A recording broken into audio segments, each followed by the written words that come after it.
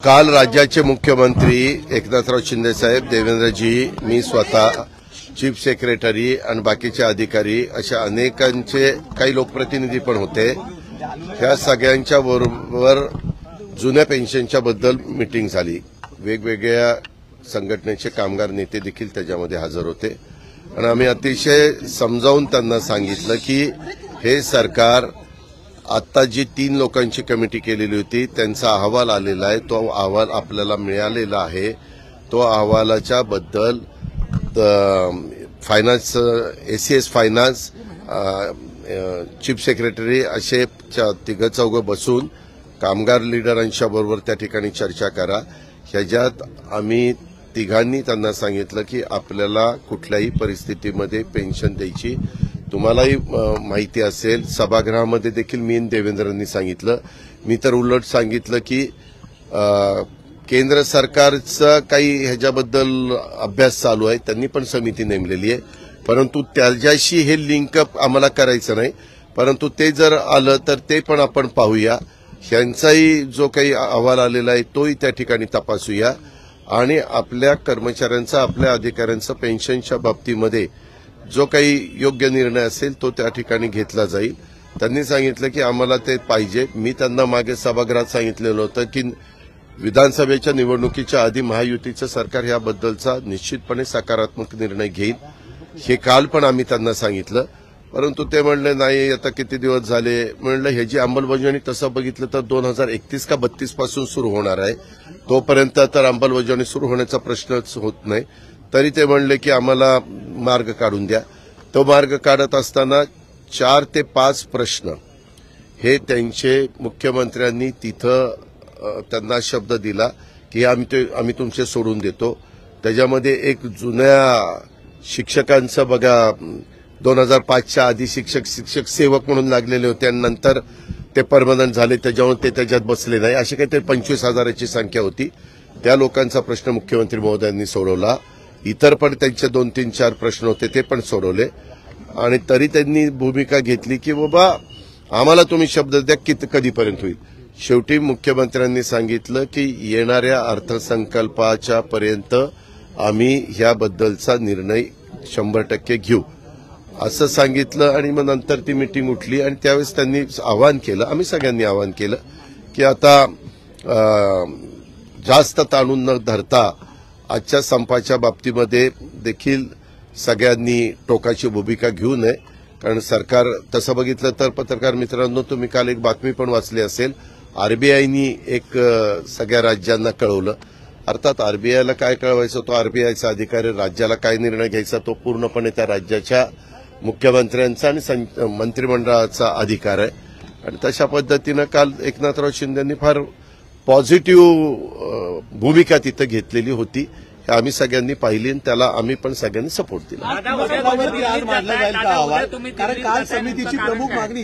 उद्या दिल्लीमध्ये, उद्या 16 तारीख ना का 15? 15 तारखेला काल आम्ही अमित भाईंना भेटलो. काल आम्हाला भोपाळला तिथल्या डॉक्टर यादवांच्या मुख्यमंत्री आणि दोघांचा उपमुख्यमंत्र्यांची शपथविधीच्या कार्यक्रमाला आम्ही तिघही गेलो होतो. त्यावेळेस सध्या राज्यामध्ये निर्माण झालेला कांदा प्रश्न, दुसरा राज्यामध्ये निर्माण झालेला इथेनॉल प्रश्न, असे 3 प्रश्न जे काही महत्वाचे आहेत. दुधाच्या प्रश्नाच्या संदर्भामध्ये जोपर्यंत पावडर दुधाची ही एक्सपोर्ट होत नाही आणि त्याच्यामध्ये केंद्र सरकारने जर हस्तक्षेप करून काही निर्णय घेतला तर त्याचा फायदा देशातल्या सगळ्याच दूध उत्पादकांना होईल. म्हणून तो एक विषय आम्ही घेतलेला आहे. असे 3-4 विषय घेऊन आम्ही काल बोलताना मात्र अमित भाईंशी मी, मुख्यमंत्री आणि देवेंद्रजी असं बोललो की आम्हाला जास्त करून इथेनॉल आणि कांद्याच्या प्रश्नाच्या संदर्भात तुमची भेट पाहिजे. तर ते म्हणाले की उद्याच्याला तुम्ही या, म्हणजे 15 तारखेला या. तर 15 तारखेला आम्ही त्या ठिकाणी जातोय. ते 15 ऐका ना, ते 15-16ला तिथं आहेत. ते म्हणले 15ला या किंवा 16ला या. तर तुम्हालाही माहिती आहे की आज गुरुवार ना, 16 तारखेला आपलं अधिवेशनाचा आठवड्यातला शेवटचा दिवस असतो आणि नंतर अशासकीय कामकाज असतं. आम्ही साधारण टेंटेटिव्ह आत्ता असं ठरवलेलं आहे की 6 वाजेपर्यंत जर कामकाज संपलं तर त्याच्यानंतर दिल्लीला जायचं दिल्लीला रात्री 9 किंवा 10 वाजताची वेळ देतो असं त्यांनी सांगितलेलं आहे. पीएचडी वाल्याच्या बद्दल मी जी काही भूमिका तिथं मांडत होतो त्या भूमिकेचा विपर्यास करण्यात आलेला आहे. काल रात्रीच मी प्रेस नोट त्याच्याबद्दल काढलेली आहे, मी ट्विट त्याच्याबद्दल केलेलं आहे. त्याच्यातनं आमच्यासारख्यांनी बोलत असताना मी त्यामध्ये फार कुठं दिवा लावणार आहेत असा काहीतरी माझ्या तोंडातनं शब्द गेला, तर त्याचा खूप मोठा गाजावाजा करण्यात आला. त्याच्याबद्दल मी दिलगिरी व्यक्त केलेली आहे.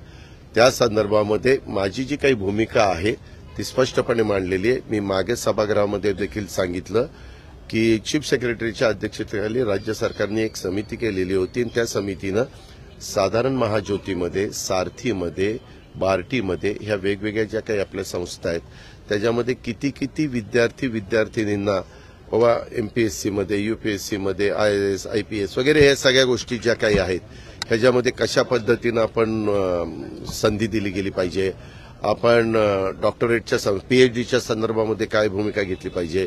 आता काय झालं पत्रकार मित्रांनो, मला कुणालाही टीका टिप्पणी करायची नाही, परंतु काहींनी पीएचडी हे जे काही राजकीय नेते आहेत त्यांच्यावर पीएचडी चाललेली, म्हणजे मी आता त्या राजकीय नेत्यांची नावं घेत नाही, परंतु राजकीय नेत्यांच्यावर पीएचडी करून, पीएचडी हे खूप महत्वाचं अशा प्रकारचं शिक्षण आहे, त्याबद्दल दुमत नाही, त्याच्यामध्ये खूप अभ्यास करावा लागतो हेही आम्हाला मान्य आहे. परंतु ते पीएचडी करत असताना तो विषय त्या पद्धतीचा पाहिजे.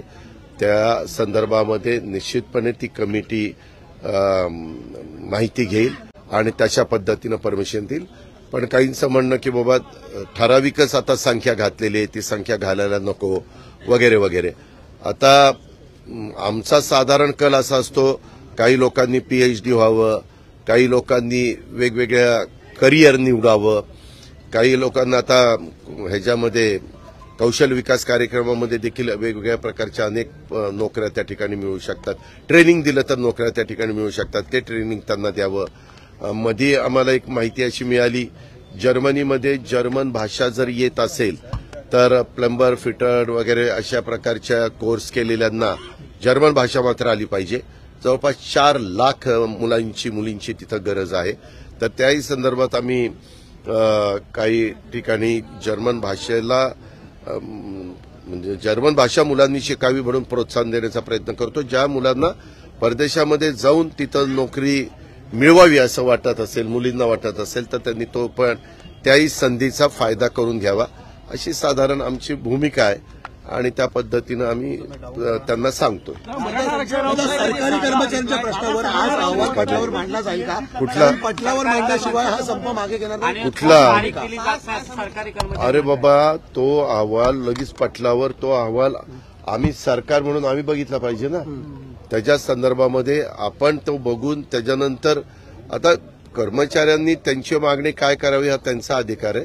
पण नेहमीच राज्यकर्ते आणि कर्मचारी संघटना यांचे अतिशय चांगले संबंध राहिले. एक अपवाद मला आठवतोय, त्यावेळेस मी राजकारणात नव्हतो, परंतु वसंतदादा पाटील मुख्यमंत्री असताना 52, 53, 54 काहीतरी दिवस त्यावेळेसचा एक संप झालेला होता. तेवढाच अपवाद हा साधारण पाहायला मिळतो. मात्र नंतरच्या वेळेस थोडंसं पुढं मागं झालं, परंतु वेळोवेळी मार्ग निघाले आणि त्याच्यामध्ये मार्ग त्याच्यामध्ये शेवटी त्यांना चर्चा करावी लागेल, आम्हाला चर्चा करावी लागेल आणि त्याच्यातनं मार्ग त्या ठिकाणी काढावा लागेल. काल खरं तर एवढं व्यवस्थितपणे मुख्यमंत्री महोदयांनी सांगितलेलं होतं. माझी तर कर्मचारी संघटनांना, कर्मचाऱ्यांना, त्या संपामध्ये सहभागी झालेल्या सगळ्यांना विनंती आहे की बाबा तुम्ही हे संप मागे घ्या. सरकार तुमच्या जुन्या पेन्शनच्या बाबतीमध्ये पॉझिटिव्ह आहे, याबद्दल शब्द कालच मुख्यमंत्र्यांनी दिलेला.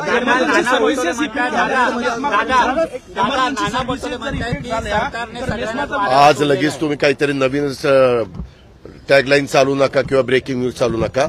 आम्ही त्याच्यामध्ये व्यवस्थितपणे चर्चा करून मार्ग काढायचा प्रयत्न करू. नाना पटोले म्हणतात सरकारने सगळ्यांनाच वाऱ्यावर सोडलंय. तेव्हा का एक नाना, काका, बाबा, हे कोण का अण्णा, बापू, कोण काय बोलतात त्याचं काय मला विचारतात. त्यांना जे वाटतं ते विरोधी पक्षाचे आहेत, ते काँग्रेस पक्षाचे अध्यक्ष आहेत.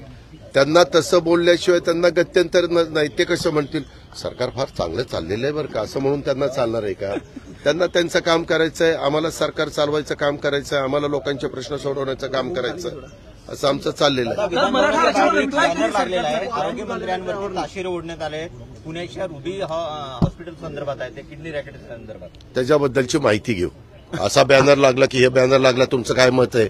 लगेच मत नाही, त्याबद्दलची माहिती घेतली जाईल. कधी कधी त्या बॅनरमध्ये तथ्यहीन बॅनर लागतात, त्याचा काही नोंद पण घेण्याची गरज नसते. पण हा बॅनर नोंद घेण्याची गरज आहे का नाही ते तपासून बघितलं जाईल आणि त्याच्यामध्ये काही तथ्य असेल तर लक्ष घातलं जाईल, तथ्य नसेल तर सोडून दिलं जाईल. काल सगळ्यांनी आरोप केला की राज्य मंत्रिमंडळ हे मराठा समाजाच्या संस्थांना पैसे जास्त देतं पण महाज्योतीला देत नाही.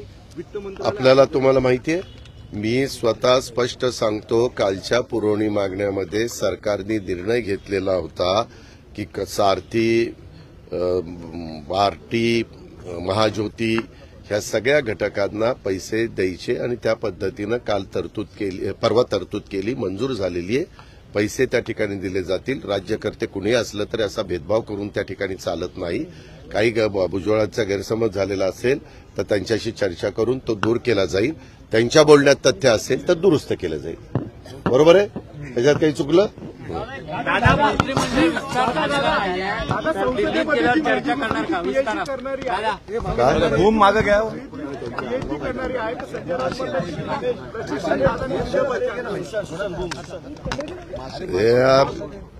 काही सोम्या गोब्यांनी काय विचारलं त्याचं उत्तर द्यायला अजित पवार बांधील नाहीये.